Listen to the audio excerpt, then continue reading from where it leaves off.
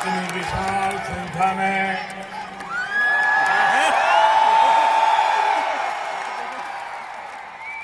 यहां पधारे हुए मेरे प्यारे देशवासियों,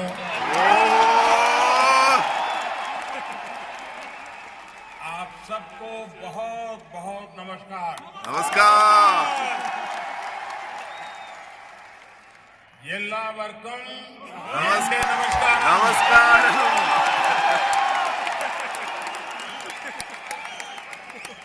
येल्लारुक्कम यनुड्या वणक्कम।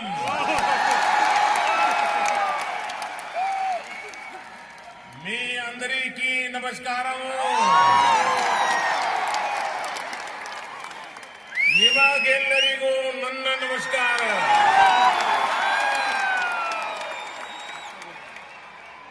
આપણા સર્વના माझा નમસ્કાર અને તમને બધાને મારા નમસ્તે। કેમ છો? ये हमारे देश की कितनी बड़ी शक्ति है कि अगर मैं सिर्फ नमस्कार अपने यहां की अलग अलग भाषाओं और बोलियों में करने लगूं तो घंटे निकल जाएंगे।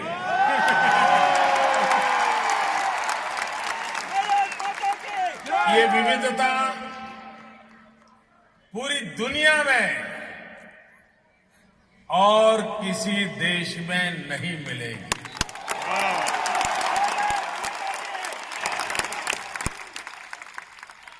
आज मैं मेरे सामने भारत के बाहर ओमान की धरती पर एक मिनी इंडिया देख रहा हूं।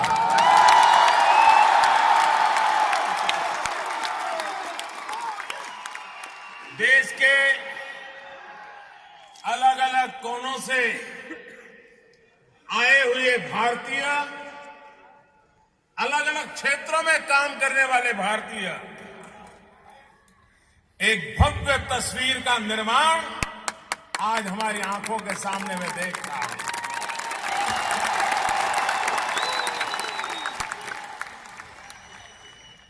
मेरे साथ पूरी ताकत से बोलिए, भारत माता की। भारत माता की। भारत माता की।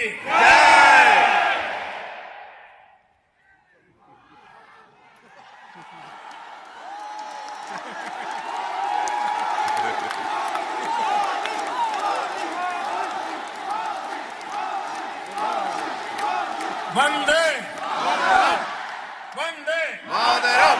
वंदे मातरम। वंदे मातरम। वंदे। भाइयों और बहनों, ये मेरी ओमान की पहली यात्रा है। Welcome sir. 2 घंटे पहले मैं यहां दुबई से आपके बीच आया हूं। आपने शायद टीवी में देखा होगा, वहां मुझे वर्ल्ड गवर्नमेंट समिट में यूएई के राष्ट्रपति के निमंत्रण पर मेन गेस्ट के रूप में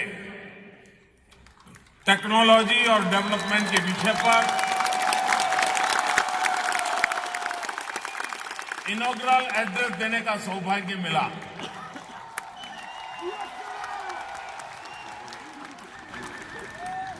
ये सिर्फ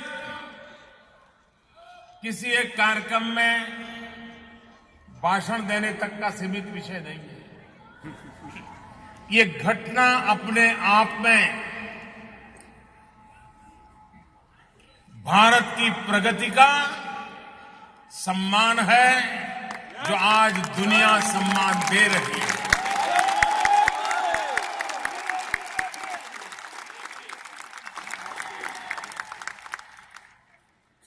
अधिकृत दौरा तो मेरा आज हो रहा है, लेकिन 10 साल पहले जब मैं गुजरात में मुख्यमंत्री था,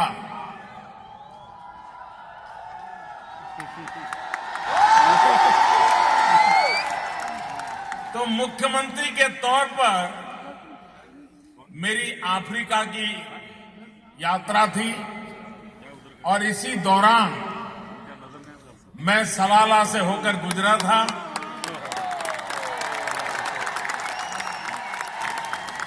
कुछ समय वहां रुका था और उस समय जो लोग मुझे मिले थे उन सबको आज मुझे फिर से मिलने का सौभाग्य मिला।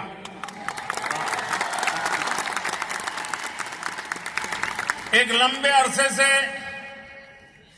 ओमान आने का, आपके बीच आने का, आपसे मिलने का मेरा मन करता था, लेकिन वो अवसर आज आया।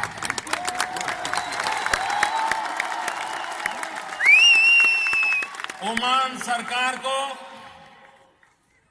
ओमान प्रशासन को, उन व्यवस्थाओं के लिए मैं अंतःकरणपूर्वक धन्यवाद देता हूं।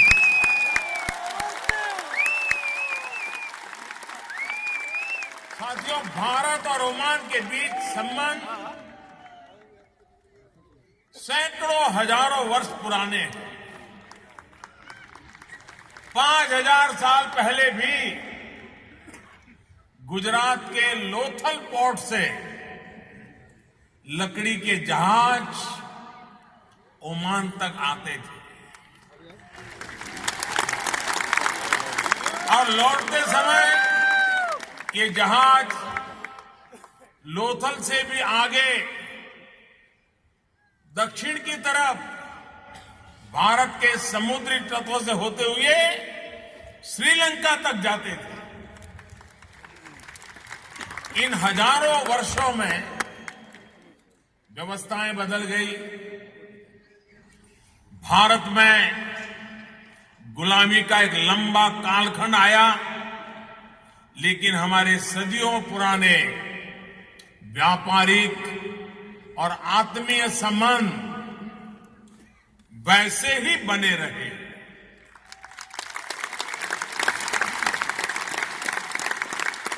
भारत की आजादी के बाद दोनों देशों के बीच व्यापारिक और आर्थिक और सामाजिक संबंधों को और मजबूत करने के लिए इंस्टीट्यूशंस विकसित हुए। भारत के, हमारे हिंदुस्तान में जो मध्य प्रदेश प्रांत है, वहां जो बीना रिफाइनरी है, वो बीना रिफाइनरी ओमान के सहयोग से चल रही है।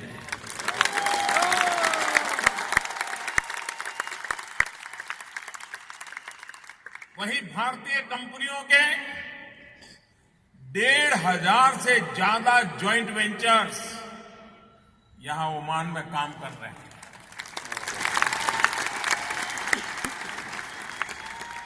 ओमान की प्रगति और विकास में भारत के और सभी होनहार हमारे एक प्रकार से राष्ट्रदूत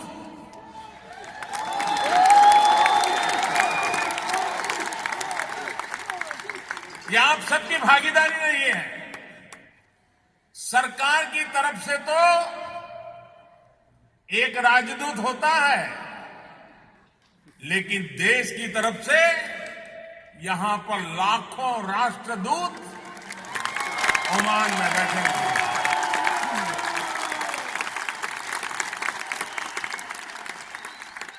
आपने देखा होगा कि पिछले 3 साल से हम किस प्रकार एक नीति बनाकर खाड़ी के देशों के साथ भारत के पुराने और दोस्ती भरे रिश्तों को आज के समय के मुताबिक एक नया जामा पहना रहे हैं, एक नई ऊंचाइयों पर ले जा रहे हैं,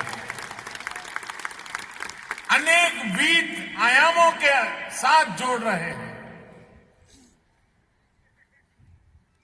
आपने यह भी गौर किया होगा कि भारत की बढ़ती हुई प्रगति और साथ के साथ साथ खाड़ी देशों की भारत में रुचि दिन ब दिन बढ़ती चली जा रही है। ये आप लोग अनुभव करते हैं कि नहीं करते हैं? आप लोग अनुभव करते हैं? चारों तरफ इसकी गुंज सुनाई दे रही है।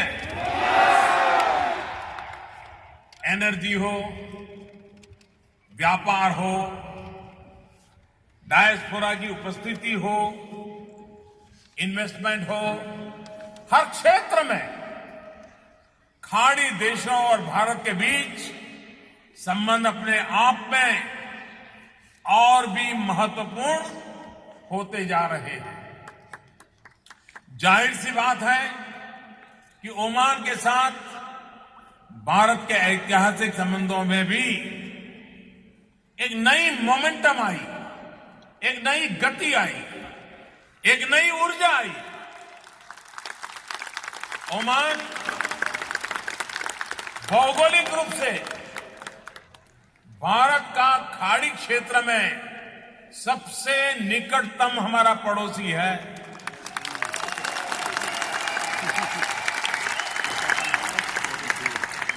और ये हमारा सौभाग्य है कि राज परिवार के भारत के साथ बहुत ही आत्मीय और पुराना संबंध रहा है। हिज मैजेस्टी सुल्तान का भी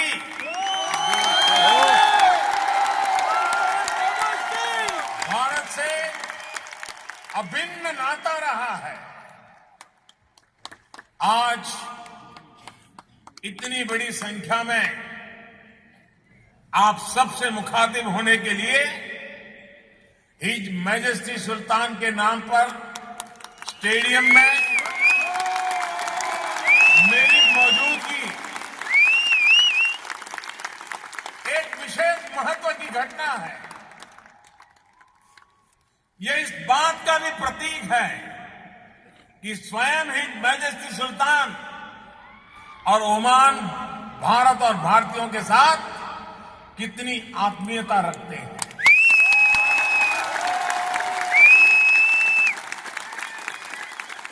इस निहायत स्पेशल जेस्चर के लिए हम उनके बहुत बहुत बहुत कृतज्ञ हैं।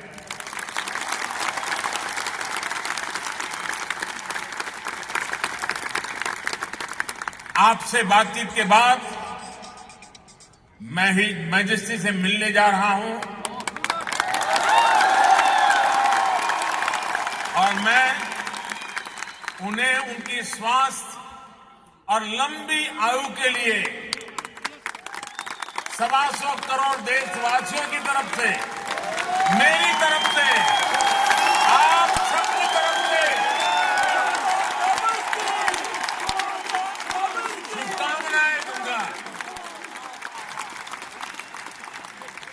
और मैं उनसे कहूंगा कि मेरे आने का मकसद हमारे दोनों देशों के बीच मित्रता को और भी मजबूत बनाना है।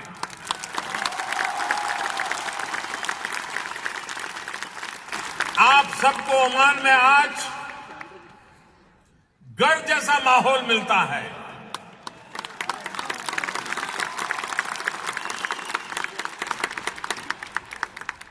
और वो ऐसे ही नहीं मिल रहा है। आपको यहां घर जैसा जो माहौल मिलता है वह यहां के लोगों और यहां के नेतृत्व के उन मूल्यों के निशान है जिनका हम भारत में विविधता और सह अस्तित्व के लिए बहुत ही महत्वपूर्ण मानते हैं। ओमान में रहने वाले मेरे करीब 8 लाख भाई बहन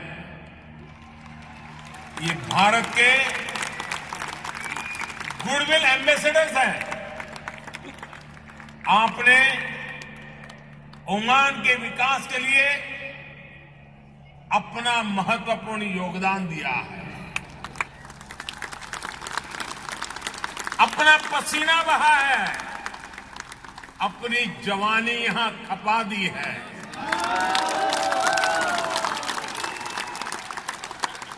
और मुझे खुशी है कि ओमान की सरकार भी आपके अथाक परिश्रम का पूरा सम्मान करती है।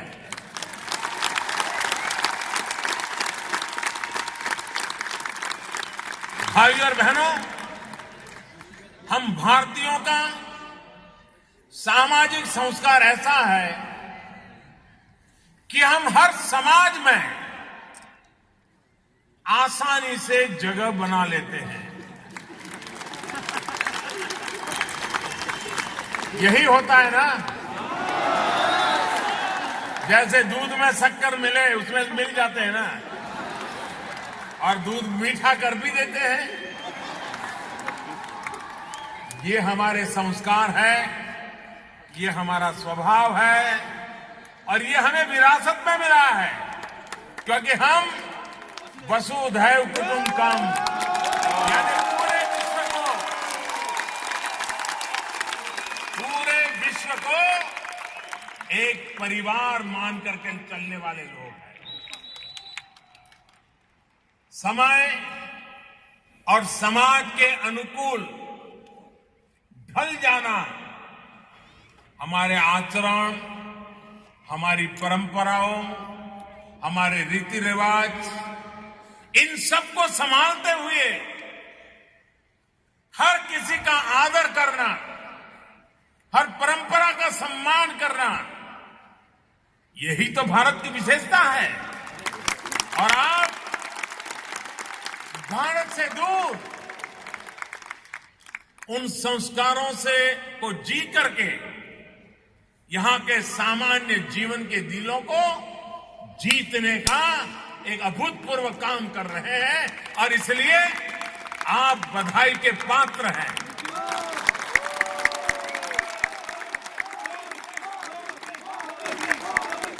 यही वजह है कि दुनिया का नक्शा भले बदल गया हो, बड़े बड़े देश खत्म हो गए हो, लेकिन भारत आज भी पूरी बुलंदी के साथ तेज गति से आगे बढ़ रहा है।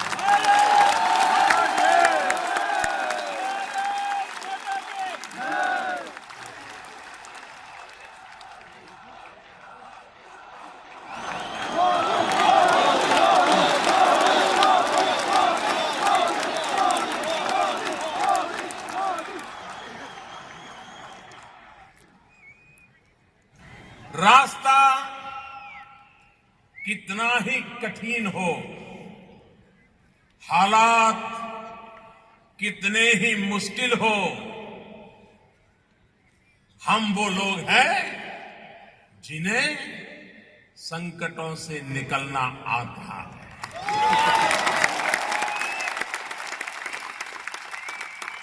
परिवर्तन के लिए, बदलाव के लिए हमारे भीतर की जो छटपटाहट है, हर निराशा से हमें आशा और उमंग के साथ बाहर निकलना, ये हमारी रगों में है, ये हमारा जज्बा है। भाइयों और बहनों, आज हर भारतीय न्यू इंडिया के संकल्प को पूरा करने के लिए जी जान से जुटा हुआ है, दिन रात काम कर रहा है।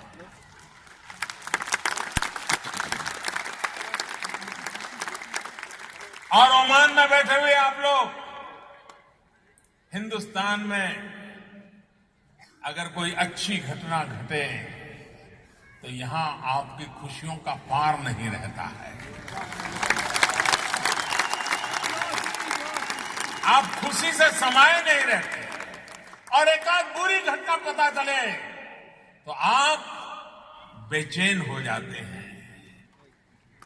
यही हम लोगों की विशेषता है, अपनापन। हम एक ऐसे भारत के निर्माण की तरफ बढ़ रहे हैं जहां गरीब से गरीब व्यक्ति को भी आगे बढ़ने का समान अवसर मिले, जहां गरीब से गरीब व्यक्ति भी सपने देख सके, उन सपनों को पूरा करने की आशा जगे, उन सपनों को पूरा करने के लिए पुरुषार्थ का उसको रास्ता मिले। जरूरत पड़े वहां कोई उंगली पकड़ के चलाने वाला मिले। और इसी भूमिका से 125 करोड़ देशवासियों को साथ लेकर के आज देश प्रगति के पथ पर पहले से कई अधिक गुना ताकत से, गति से न्यू इंडिया के सपनों को साकार करने के लिए आगे बढ़ा। मिनिमम गवर्नमेंट, मैक्सिमम गवर्नेंस, इस मंत्र के साथ हम देश के आम नागरिक की जिंदगी को आसान बनाने के लिए, ईज ऑफ लिविंग के लिए अनेक काम कर रहे हैं। प्रक्रियाओं को सरल बनाना, अनावश्यक कानूनों को खत्म करना, सरकारी दफ्तर में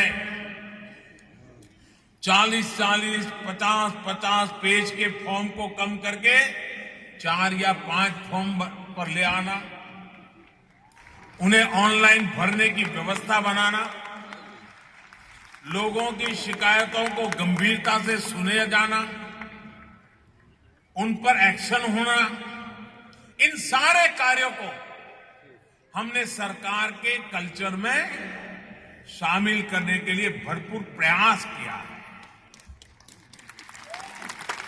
सरकार तो वही है, लोग वही हैं, वही ब्यूरोक्रेसी है, वही साधन है, वही संसाधन है, वही फाइल है, वही बाबू है, सब कुछ वही है, लेकिन नतीजे कुछ और आ रहे हैं।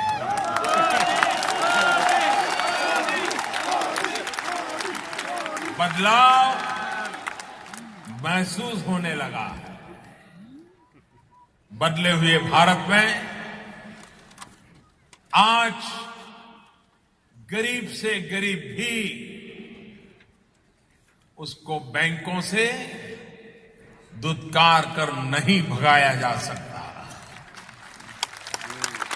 बदले हुए भारत में अब सरकार घर पर जाकर के, सामने से जाकर के, गरीब विधवा मां के घर तक जाकर के उसको गैस का कनेक्शन दे रही है।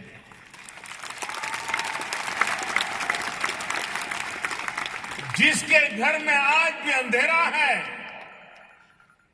उन घरों को ढूंढ करके उन घरों में मुफ्त में बिजली कनेक्शन देने का अभियान आज सरकार चला रही है। आज देश में, और आप ओमान वालों को थोड़ा होगा कि यार मोदी जी ऐसा कैसे हो सकता है,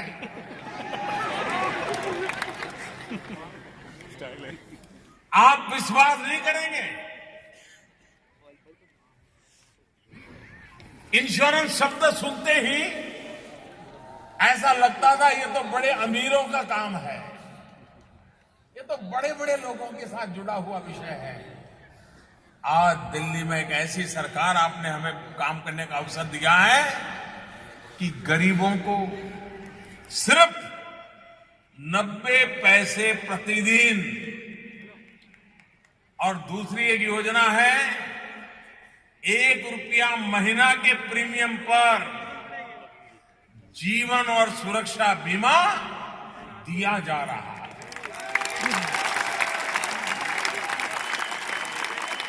90 पैसे। मैं चाय वाला हूं, इसलिए मुझे मालूम है चाय भी नहीं आती। चाय वाला नहीं।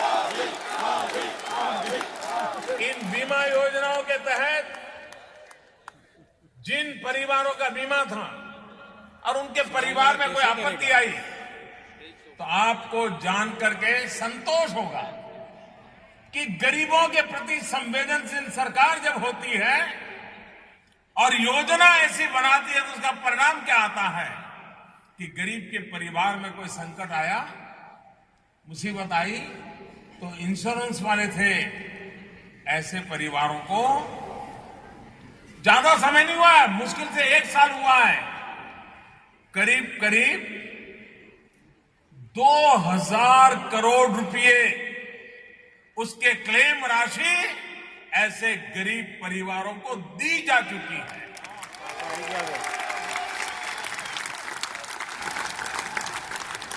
आप में से कईयों को अनुभव आया होगा, आपके परिवार रिश्तेदारों को आना होगा तो पता चला होगा।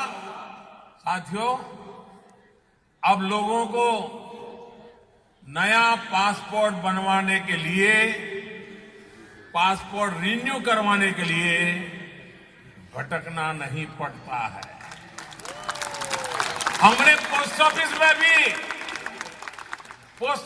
भी अब पासपोर्ट की व्यवस्था को विस्तृत किया है ताकि सामान्य मानवी को जो पासपोर्ट पहले हफ्ता 15 दिन के बाद भी मिलेगा कि नहीं मिलेगा वो आशंका थी, आज एफिशिएंसी के कारण, डिसेंट्रलाइज व्यवस्था के कारण, पोस्ट ऑफिस को भी उस काम में जोड़ने के कारण 1 या 2 दिन में आज पासपोर्ट आ जाता है।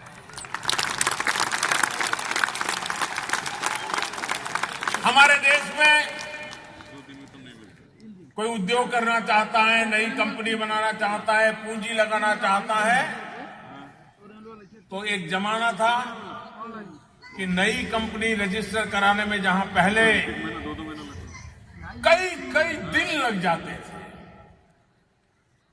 मैं संतोष के साथ कहता हूं कि आज वो काम सिर्फ और सिर्फ 24 घंटे में हो जाता है।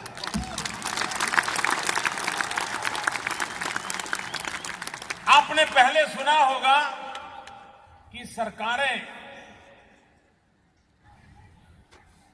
घोषणाएं करती रहती थी, हमने ये कानून बनाया, हमने वो कानून बनाया, हमने ढिकना कानून बनाया, हमने फलाना बनाया।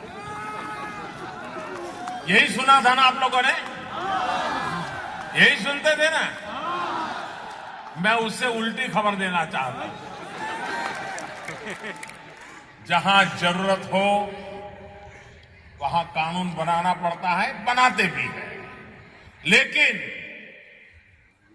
हमारी सरकार बनने के बाद हमने अब तक करीब 1400-1500 जैसे कानून जिनकी अब आवश्यकता नहीं है वो सारे कानून खत्म कर देने का हमने काम कर दिया। 1400 कानून खत्म कर देना, यानी एक प्रकार से मेरे कार्यकाल में हर दिन एक कानून खत्म होता है। सामान्य नागरिक पर इन कानूनों का जमाव एक बोझ बन जाता है, उसे मुक्ति का सांस मिले, इसलिए बदलाव लाने की दिशा में पुराने बोझ से मुक्ति के लिए इन कामों को हम बल दे रहे हैं। आपने अभी इस बार का बजट भी ध्यान से अगर देखा होगा, इस बजट में हमने एक ऐसी योजना का ऐलान किया है जिस योजना ने पूरी दुनिया का ध्यान खींचा है। आपके भी ध्यान में आया होगा। हो सकता है मैं जो नाम कहूं वो शायद आपने न सुना हो, लेकिन कुछ और नाम सुना हो। अभी हम जो बजट के अंदर लाए हैं, आयुष्मान भारत योजना।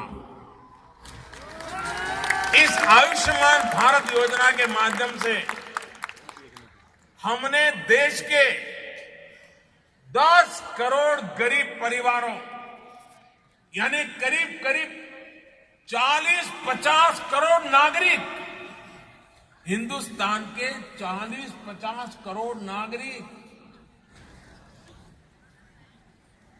इन लोगों के लिए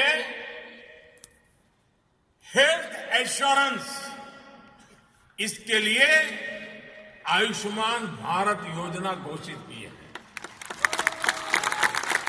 और ये योजना ऐसी है, यानी 40-50 करोड़ लोगों को जिसका लाभ मिलेगा। एक परिवार एक साल में 5 लाख रुपए तक उसका मुफ्त में इलाज होगा। उसकी बीमारी का 5 लाख तक का खर्चा इस इंश्योरेंस व्यवस्था के माध्यम से सरकार भरपाई करेगी।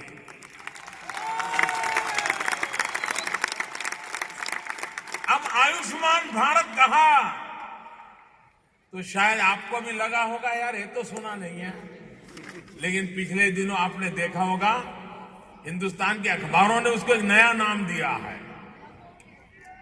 वाह, किसी ने सुना है? हिंदुस्तान के अखबारों ने उसको मोदी केयर के रूप में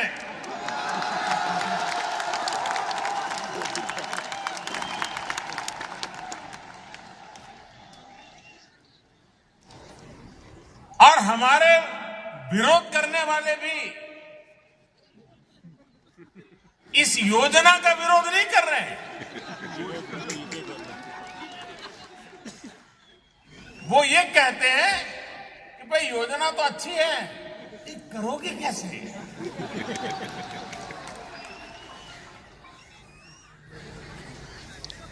भाइयों बहनों, हिंदुस्तान ऐसा देश है, अगर एक बार ठान लेना फिर वो करके ही रहता है। ईज ऑफ लिविंग के लिए ऐसी अनेक योजनाएं भारत के 125 करोड़ लोगों की जिंदगी को आसान बना रही है। भाइयों बहनों, सरकारें आती हैं जाती हैं, लोग आते हैं जाते हैं। महत्वपूर्ण ये है कि सरकार किस क्वालिटी की गवर्नेंस दे रही है।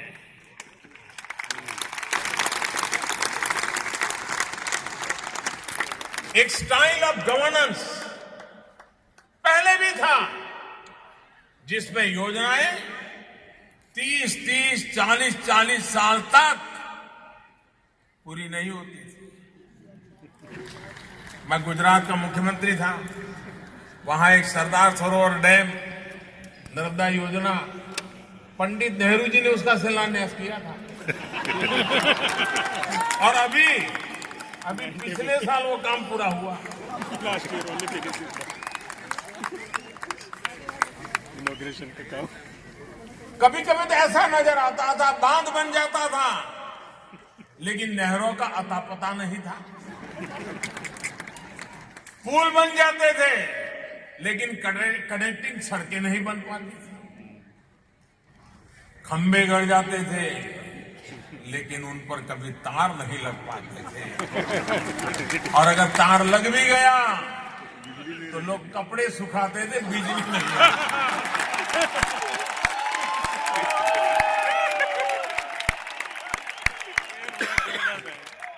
नई नई ट्रेनों की घोषणा हो जाती थी, लेकिन न पटरियों के बारे में कोई सोचता था, न ट्रेनों के बारे में सोचता था।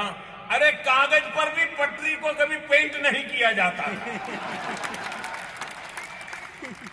इस स्टाइल ऑफ मिस गवर्नेंस के साथ देश 21वीं सदी में आगे नहीं बढ़ सकता।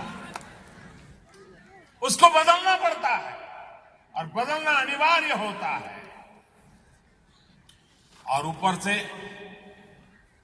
घोटालों की लंबी लिस्ट से देश के और दुनिया भर में देश की साख को नुकसान भी पहुंचा था।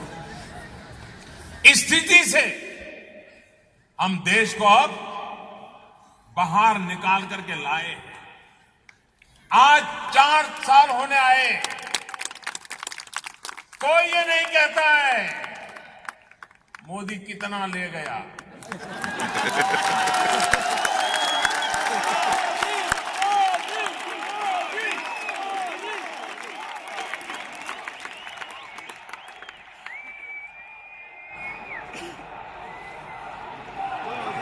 और मेरे देश के प्यारे मेरे भाइयों बहनों, आज मैं सर झुका करके नम्रतापूर्वक बड़े संतोष के साथ कहता हूं कि देश ने मुझे जिस आशा और अपेक्षाओं से बिठाया है उसको मैं कभी खरोच नहीं आने दूंगा।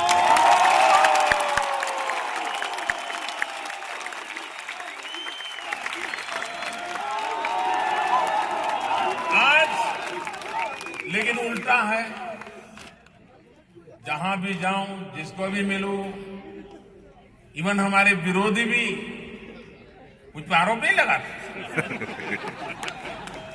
लेकिन क्या करते हैं, जरा मोदी जी बताओ कितना आया।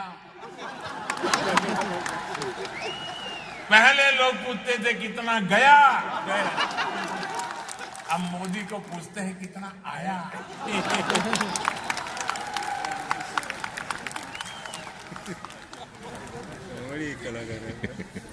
मैं समझता हूं देश के अंदर ये जो विश्वास पैदा हुआ है, उसी विश्वास ने देश में एक नई आशा को जन्म दिया और वो नई आशा ही नए भारत के निर्माण के संकल्प को एक नया संबल दे रही है। आज citizen friendly, development friendly, accountable administration पर फोकस करते हुए हम देश को आगे बढ़ाने के लिए काम कर रहे हैं और उसका परिणाम आज मैंने जैसे पहले कहा महसूस हो रहा है। आज देश में सड़क बनने की रफ्तार, रेल की पटरियां बिछाने की रफ्तार, रेल लाइन के बिजलीकरण की रफ्तार, नए एयरपोर्ट बनाने की रफ्तार, सरकार द्वारा गरीबों के लिए घर बनाए जाने की रफ्तार, बैंक खाते खोलने की रफ्तार, गैस कनेक्शन देने की रफ्तार, सभी कुछ पहले के मुकाबले कोई काम 2 गुना ज्यादा, कोई 3 गुना ज्यादा रफ्तार से आगे बढ़ रहा है। आप हैरान होंगे, हमारे देश में हम 21वीं सदी के पहले 2 दशक अब पूर्णता पर पहुंचे हैं। इतनी सरकारें आई गई, दुनिया बदल चुकी है, लेकिन भारत की अपनी एविएशन पॉलिसी नहीं थी। एविएशन पॉलिसी नहीं थी, हमने आकर के एविएशन पॉलिसी बनाई और देश के जो छोटे छोटे शहर हैं, डिस्ट्रिक्ट हेडक्वार्टर जैसे टायर 2, टायर 3 सिटी, वहां पुरानी हवाई पट्टियां पड़ी थी, उनको जिंदा किया, उनको एक्टिव किया। नए नए एयरपोर्ट बनाने की दिशा में अभियान चलाया। और प्यारे मेरे साथियों, आपको जानकर के खुशी होगी, आज हमारे देश में करीब करीब 400 450 हवाई जहाज, प्राइवेट हो, पब्लिक हो और हो, 450 हवाई जहाज अभी कार्यरत है। इस एक वर्ष में यानी 70 साल के कार्यकाल में हम पहुंचे हैं करीब करीब 450 हवाई जहाज पूरे देश में कार्यरत है। इस एक वर्ष में हमारे देश के अलग अलग कंपनियों ने, प्राइवेट लोगों ने करीब करीब नए 900 हवाई जहाज खरीदने का ऑर्डर दिया है। 70 साल की यात्रा में 450 और इस एक वर्ष में करीब करीब 900 नए हवाई जहाज के ऑर्डर बुक हो चुके हैं। क्यों? क्योंकि हमारी नीति में हमने कहा है हवाई चप्पल पहनने वाला भी हवाई जहाज में सफर करे।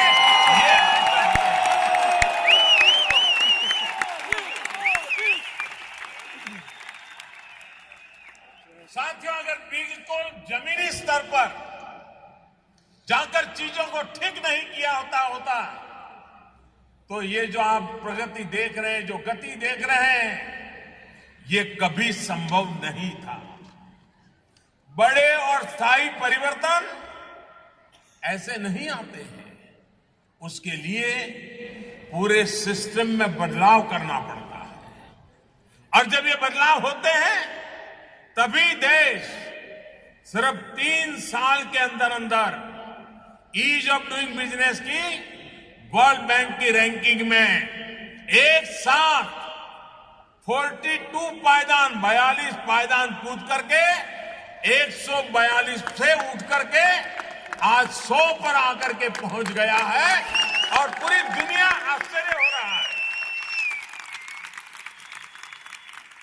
भाइयों और बहनों, देश में अब 21वीं सदी की जरूरत को ध्यान में रखते हुए नेक्स्ट जनरेशन इंफ्रास्ट्रक्चर का निर्माण किया जा रहा है।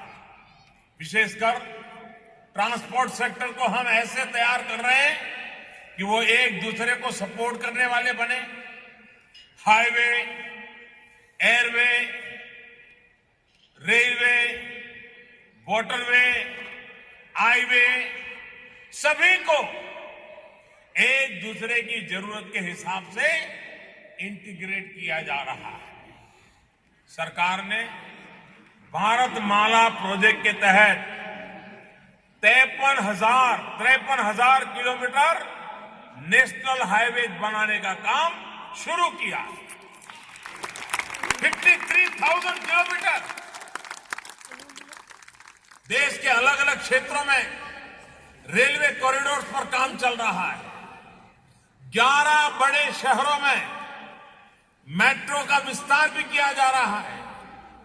पिछले वर्ष ही मुझे कोची मेट्रो के लोकार्पण का अवसर मिला था। चेन्नई मेट्रो के विस्तार का काम चल रहा है। इस बजट में बेंगलुरु में भी हमने सबअर्ब ट्रेन, उसके लिए भी एक बहुत बड़ा बजट का प्रावधान किया है। इस तरह देश की कोस्टल इकोनॉमी और उससे जुड़े हमारे समुद्र तट से जुड़े उनके इंफ्रास्ट्रक्चर को डेवलप करने के लिए हम सागर माला इस नाम से भी एक कार्यक्रम प्रारंभ कर चलाया है। हमारे मछुआरे भाई बहनों को ब्लू रिवॉल्यूशन स्कीम शुरू की है और उन्हें आधुनिक ट्रॉलर्स खरीदने के लिए भारत सरकार की तरफ से आर्थिक मदद दे रहे हैं। सरकार देश में 110 से ज्यादा वाटरवेज भी विकसित कर रही है।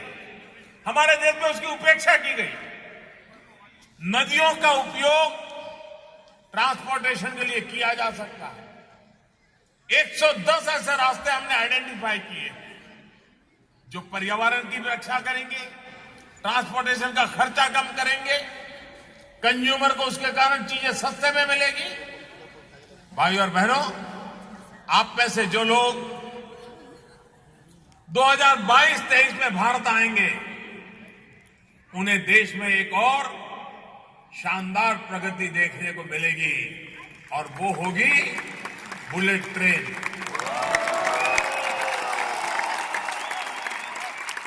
मुंबई और अहमदाबाद के बीच बुलेट ट्रेन का काम पिछले साल शुरू कर दिया।